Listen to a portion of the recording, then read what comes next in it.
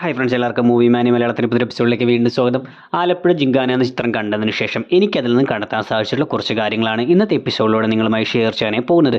വീട്ടിലേക്ക് കിടക്കുന്നതിന് മുമ്പ് ഈ പറയാൻ പോകുന്ന കാര്യങ്ങൾ നിങ്ങൾക്ക് സ്പോയിലറായി പോകണമെന്നുണ്ടെങ്കിൽ തീർച്ചയായിട്ടും ഈ ചിത്രം നിങ്ങൾ കണ്ടിട്ടുണ്ടെന്ന് ഉറപ്പുവരുത്താൻ ശ്രമിക്കുക. നമുക്ക് നേരെ വീഡിയോയിലേക്ക് വരാം. ഒന്ന്, ചിത്രത്തിൻ്റെ ആലപ്പുഴ ജിങ്കാന എന്ന പേര് എഴുതി കാണിച്ചിരിക്കുന്നത് ശ്രദ്ധിച്ചാൽ അതിൽ ജിങ്കാന എന്ന വാക്ക് ചുവപ്പ് നിറം കൊണ്ടും അതിന്റെ ചുറ്റിനും ഒരു ഗോൾഡൻ ബോർഡർ ഉള്ളതുപോലെയും ആലപ്പുഴ എന്ന വാക്ക് പൂർണ്ണമായും ഗോൾഡ് നിറത്തിൽ തന്നെ എഴുതിയിരിക്കുന്നതുമായിട്ടാണ് കാണിച്ചിരിക്കുന്നത്. ഇതിൽ ചുവപ്പ് നിറമെന്ന് പറയുന്നത് ഇവരുടെ ആ ടീമിന്റെ ജേഴ്സിയുടെ നിറമാണ്. ഇവരുടെ ടീമിൽ തന്നെ നീലയും ചുവപ്പും നിറങ്ങൾ ധരിക്കുന്നുണ്ടെങ്കിൽ കൂടി പ്രധാന കഥാപാത്രങ്ങൾ മെയിൻ ക്യാരക്ടറായി വരുന്ന ജോജയാണെങ്കിലും ആ മത്സരത്തിൽ വിജയിക്കുന്ന ചെറുതെന്ന ക്യാരക്ടറും മികച്ച ഫൈറ്ററായിട്ടുള്ള ദീപക് എന്ന ക്യാരക്ടറും ഇങ്ങനെ മെയിൻ ക്യാരക്ടറുകൾ എല്ലാം തന്നെ ചുവപ്പ് നിറമാണ് ധരിക്കുന്നത്. അതുകൊണ്ട് തന്നെ ഈ ചുവപ്പ് നിറം ധരിക്കുന്ന ഈ ടീമിലെ അംഗങ്ങൾ അടുത്ത വർഷത്തിൽ വീണ്ടും പങ്കെടുക്കുമ്പോൾ അതിൽ ആലപ്പുഴ ജില്ല കപ്പടിക്കുമെന്നും അത്തരത്തിൽ ഗോൾഡുകൾ മേടിക്കുമെന്നുള്ള അർത്ഥത്തിലാകാം ആലപ്പുഴ എന്നത് പൂർണ്ണമായും ഗോൾഡ് നിറത്തിലും ഈ ചുവപ്പിന് ചുറ്റും ഒരു ഗോൾഡ് നിറത്തിൽ ജിംഖാന എന്ന പേര് എഴുതി കാണിച്ചതും. കൂടാതെ ഈ ഒരു ജിംഖാന എന്ന പേര് എഴുതി കാണിക്കുന്ന സമയത്ത് ഓരോ തവണയും അക്ഷരങ്ങൾ കുലുങ്ങുന്നതായും മുന്നോട്ട് വരുന്നതായും മറ്റും കാണിക്കുന്നുണ്ട്. ഇത് ആ ബോക്സിങ്ങിന്റെ ഇടിയെ പഞ്ചിനെ സൂചിപ്പിക്കുന്നത് പോലെയാണ് കാണിച്ചിരിക്കുന്നത്. രണ്ട്, ചിത്രത്തിന് ഏറ്റവും ഒടുവിലെത്തുമ്പോൾ ഈ ജോജോ എന്ന ക്യാരക്ടർ ഒരു കിങ് മേക്കർ ആണെന്ന് പറയുന്നുണ്ട്. അതുകൊണ്ട് തന്നെ ഈ ജോജോയുടെ മുറിയിലെ കസേര കാണിക്കുന്ന സമയം അതിൽ ഭീമാകാരമായ എന്നുള്ള അർത്ഥം വരുന്ന കൊളോസസ് എന്ന് എഴുതിയിരിക്കുന്നതായും കിങ് എന്ന അർത്ഥത്തിൽ രാജാവിന്റെ കിരീടം കൊടുത്തിരിക്കുന്നതായും കാണാം. മൂന്ന്, ബേബി ജീനെ അവതരിപ്പിച്ച ക്യാരക്ടറിന്റെ പേര് DJ എന്നാണ് പറയുന്നത്. അത് ഡേവിഡ് ജോൺ എന്ന ആ ഒരു പേരിന്റെ ചുരുക്കമായിട്ടാണ് ഉപയോഗിച്ചിരിക്കുന്നത്.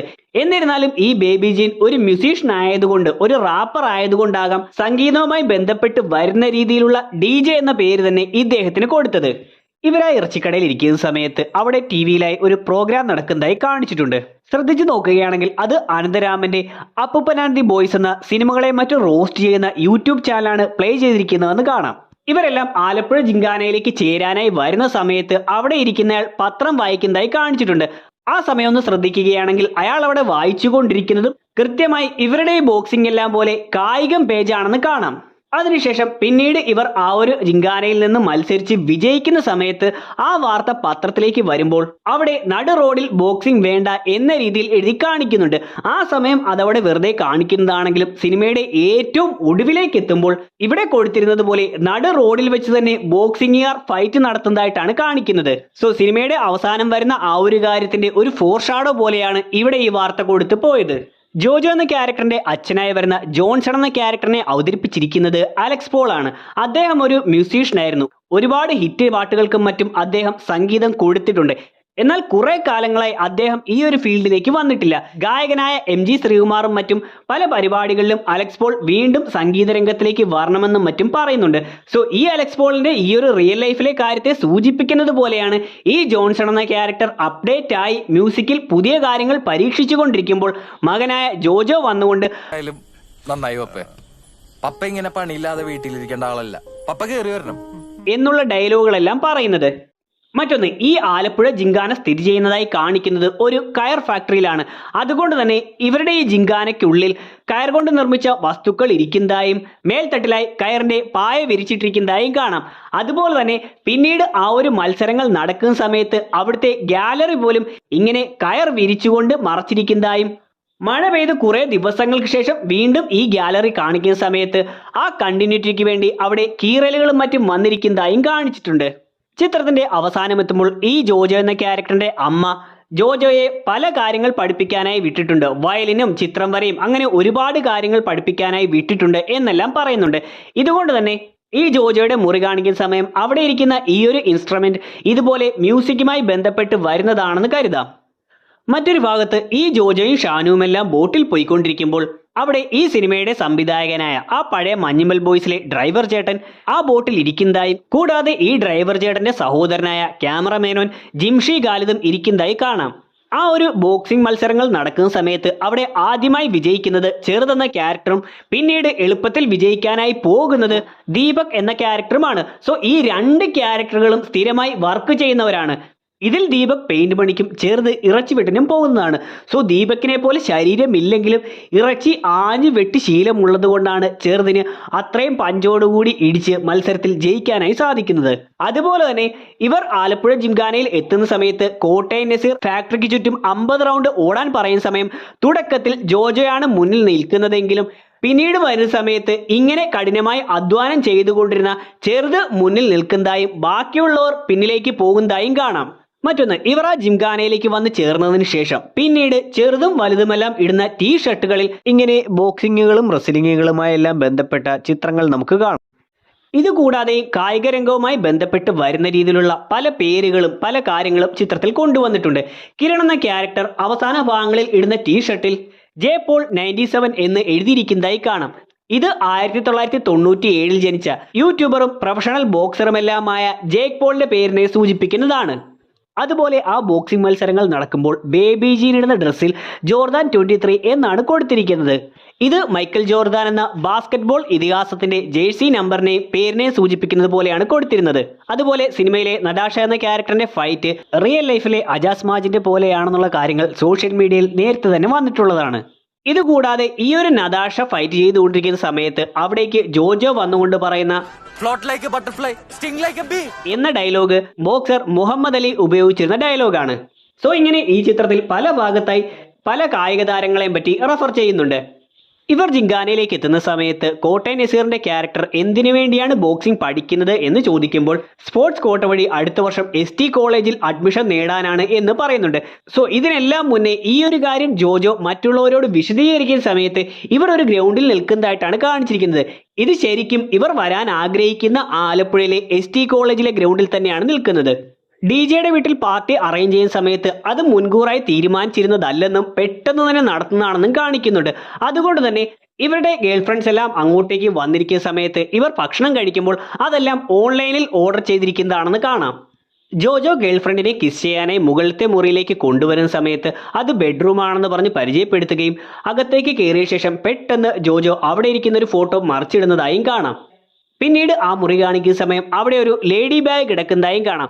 സോ ഈ ബെഡ്റൂം എന്ന് പറഞ്ഞത് ഡിജെയുടെ അച്ഛൻ്റെയും അമ്മയുടെയും ആണെന്നും അവരുടെ ഫോട്ടോയാണ് അവിടെ ഇരുന്നതെന്നും അമ്മയുടെ ബാഗാണ് അവിടെ കിടക്കുന്നതെന്നും മനസ്സിലാക്കാം.